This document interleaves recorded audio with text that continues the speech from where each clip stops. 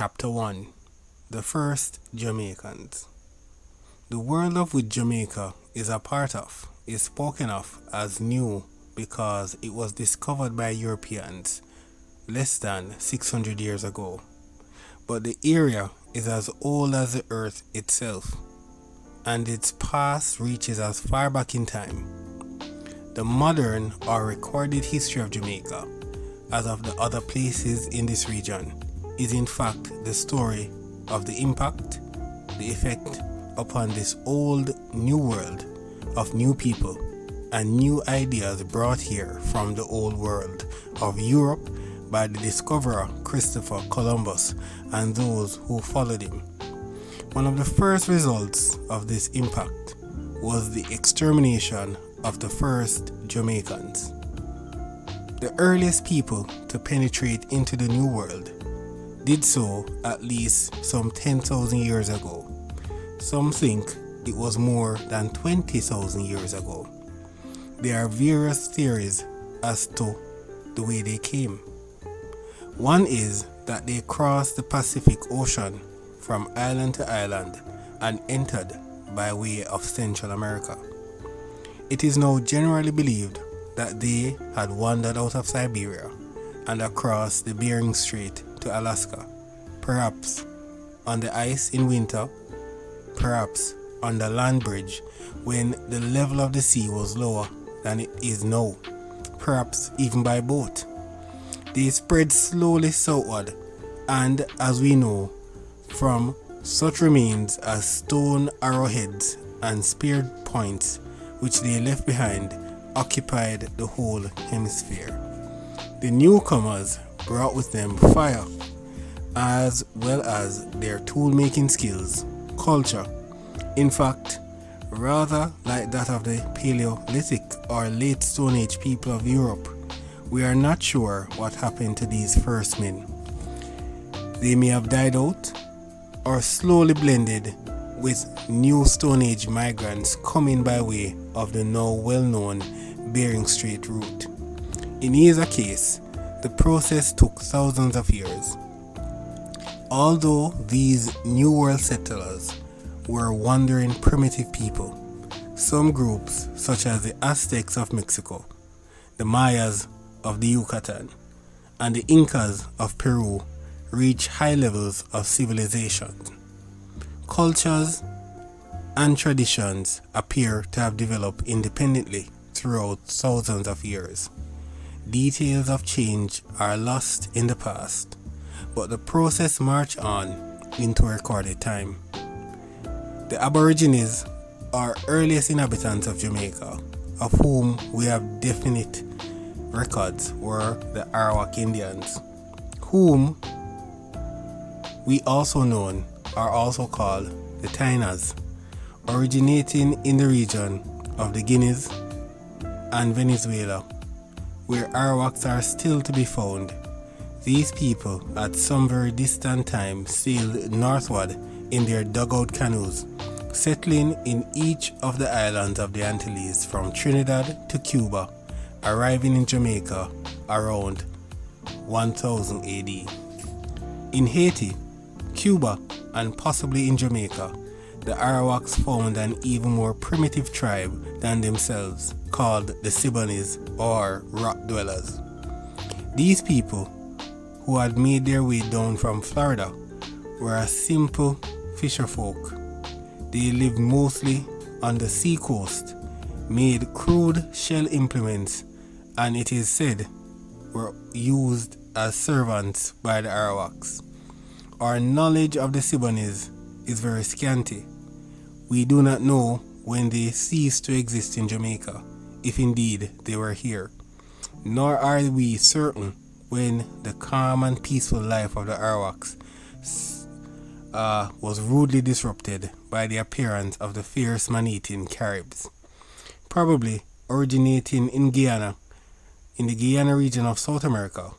Also, this warlike tribe began to spread as the Arawaks had done through the islands in their war canoes, leaving death and misery behind them, killing off the men and taking the women as wives.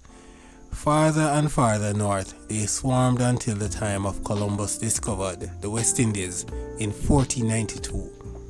They had taken the whole of the Lesser Antilles and were making frequent raids on the eastern end of Puerto Rico.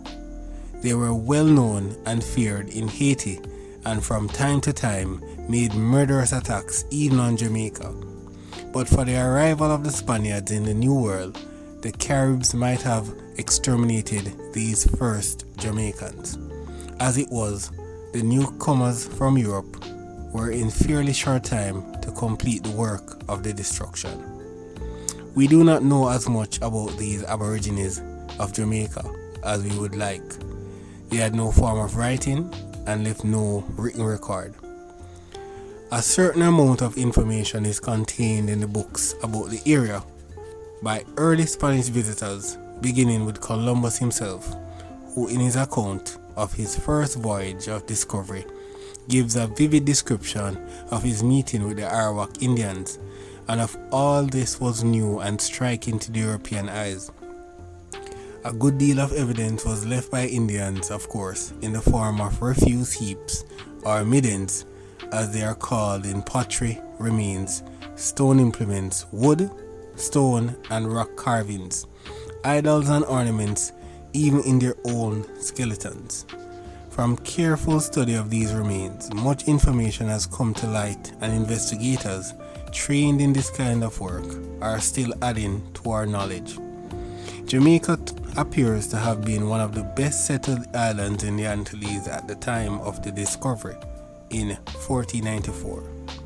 Remains left by the Aborigines show that they lived all over the island, from Priestman's River in the east to Negril in the west, even as far as Yuatan and Monique, as well as in such upland areas as Long Mountain and Jack's Hill, 2,000 feet above sea level, possibly the highest village site in the West Indies. The majority of the villages, however, were close to the coast in neighborhood of rivers. For the Arawaks, who were seagoing and lived to a great extent of seafoods. An interesting village site, and one of the most accessible in the island, is that at White Marl on the Caymanas Estates near Central Village. The Spanish Town Road now cuts through the site, and the whole area has changed greatly since Indian times. But we can imagine, nevertheless, what it was like in those days. Perched on top of the hill, the village commanded a wide view of the surrounding plain, much of which would have been cultivated fields and gardens, as to the great extent to it is today. Then, however, there were no coconut palms, bananas, or canes, for these plants had not yet been introduced into the island. Instead, they were probably cultivations of cassava, maize, sweet potato, and possibly arrowroot, while among the fruit trees, no doubt, growing in the area would have been star apple, naseberry, cashew, and guava. Even the course of the Rio Cobre was different. It flowed at the foot of the White Marl Hill, winding at the base of the mountains, and entering the sea by way of the fresh, now known as the Ferry River. A storm in 1722 changed the Rio Cobre's original course and opened for it more direct route to the harbor. The Arawaks have long since vanished from the White Marl Hill, but it is still possible to find bits of their pottery, discarded mollusk shells, even on the roadside. It is believed that the end of the village was a tragic and violent one, for human bones have been found mixed up with the refuse, suggesting that the settlement was attacked and its people slaughtered. The Arawaks were clear, brown in color, short, and slightly built but well shaped, with straight coarse black hair, a broad face, and a flattish nose. The Spaniards did not consider them beautiful, owing chiefly to their custom of flattening the foreheads of children in infancy by tying boards to the frontal bones. One effect of this was to make that part of the skull so hard that it was proof against primitive weapons, and even Spanish swords are said to have been blunted and broken on Arawak skulls. Mild and peaceful, simple and generous by nature, the Arawaks showed the Spaniards more kindness than they deserved. Columbus found them honest and free with all they had, and after a great deal of trading in Haiti, his son says, "We lost not the value of a pin." This is not surprising, for besides their natural generosity, the Arawaks regarded theft, which was almost unknown among them, as the greatest of crimes, and a particularly brutal form of punishment was reserved for a thief. He was slowly and mercilessly pierced to death with a pole or pointed stick. The attitude of the Arawaks toward the Spaniards was so influenced by the fact that they regarded the newcomers at first as gods. Among their prophetic songs was one which told of the day when strangers would come among them covered with clothing and armed with the thunders and lightnings of heaven. In fact, in Puerto Rico, this belief that the white man was a god and so could not die was only shaken by a grimly amusing experiment. A certain Spaniard named Salcedo, while on a journey, spent a night with the Arawak chief.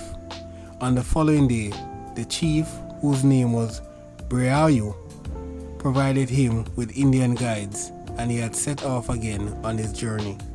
Soon they came to a river, and one of the Indians took Salcedo on his shoulder to carry him across. In mid-river, he pretended to stumble and fall, throwing him, the Spaniard, into the stream. Immediately, the other Indians fell upon Salcedo and held him under the water until he was drowned. At first, they refused to believe that the god was really dead, and waited 2 to 3 days before hurrying to bring him back to the chief. Even he had to see the rotting corpse for himself before he was satisfied. The story of Salcedo soon spread and encouraged the other chiefs to resist the tyranny of the Spaniards, who they now realized were only men like themselves. The Arawaks wore very little clothes. In fact, the men and unmarried girls usually went naked. Sometimes palm leaves or flowers were used for covering, or a short cotton skirt dyed in bright colors and held up by a fiber waistband. They liked to decorate themselves with feathers, paint, and tattoo marks, and often wore ornaments and black necklaces.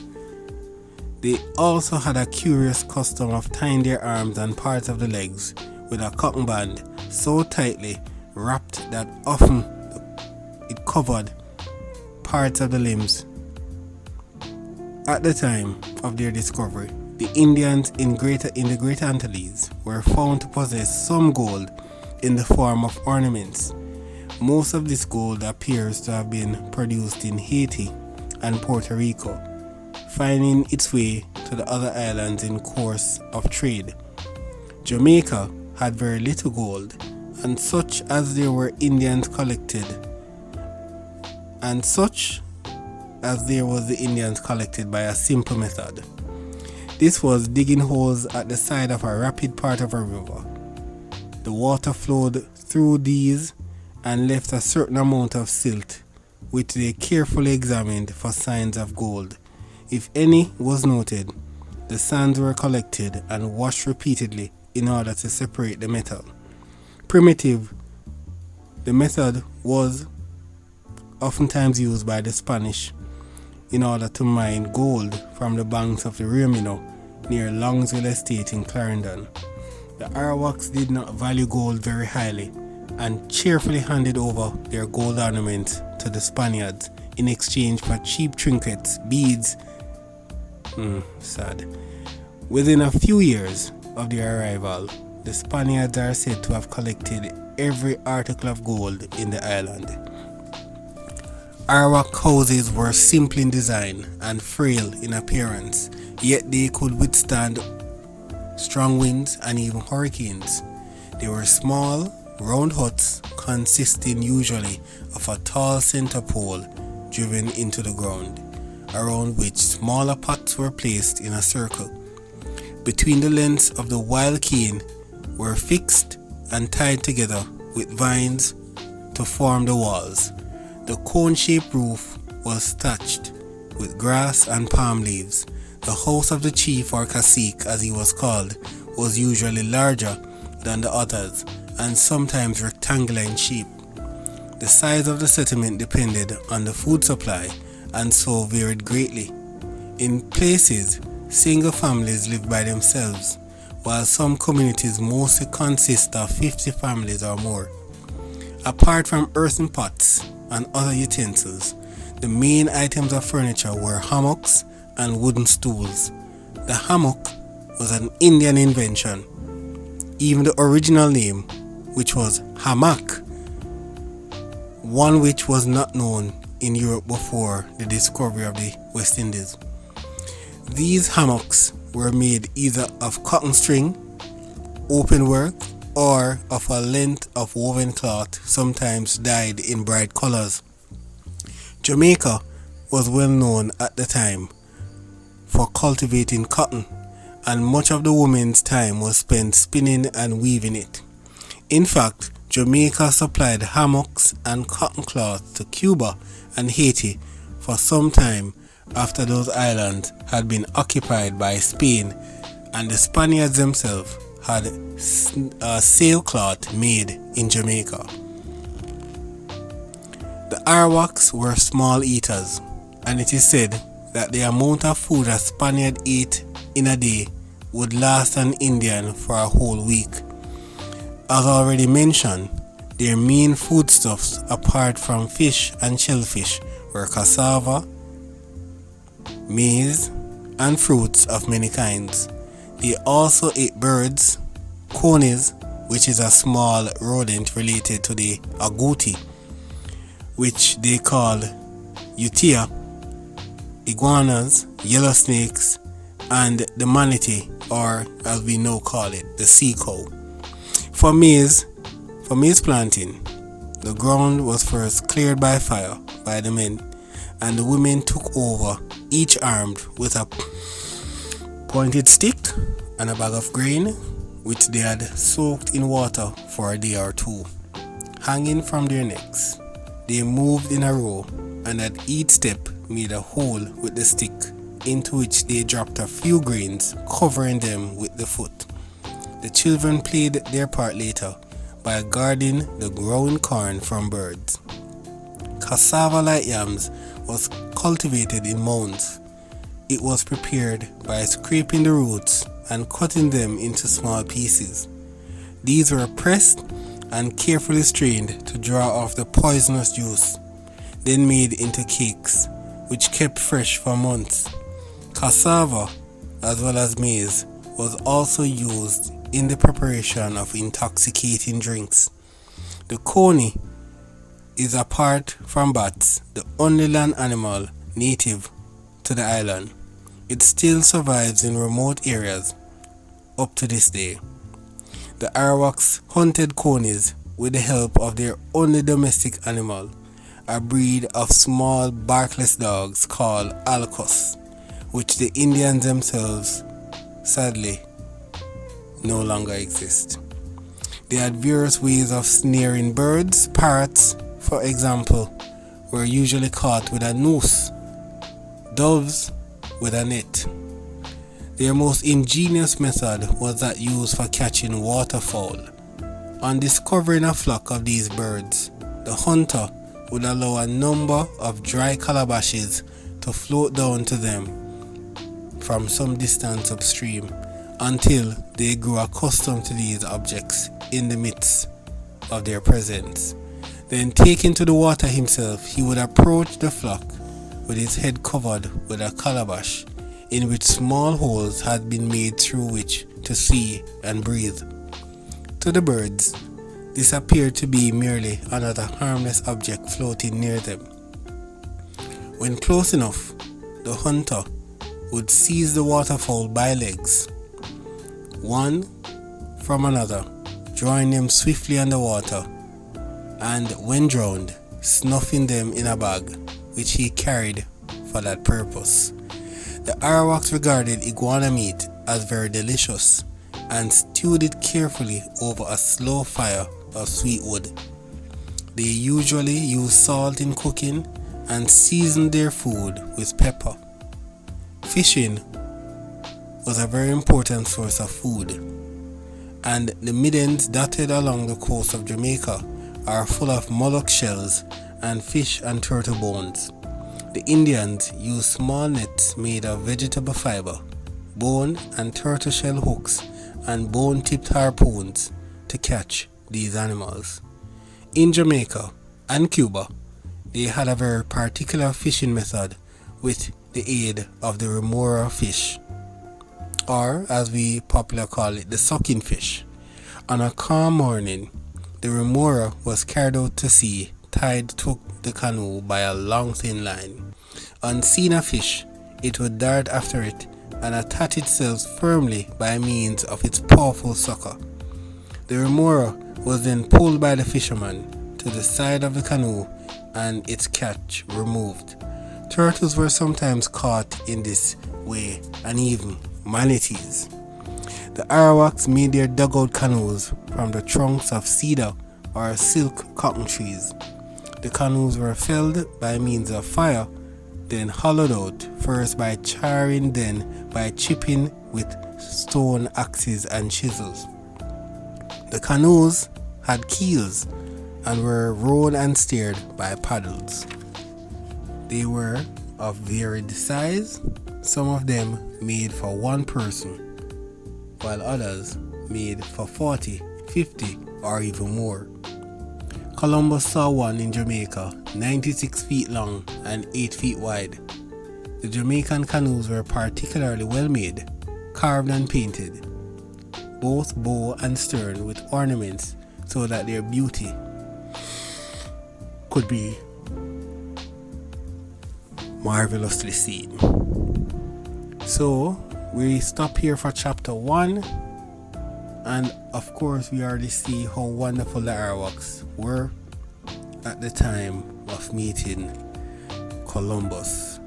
So join me again as we look at the first Jamaicans, and of course continue to be safe and be good.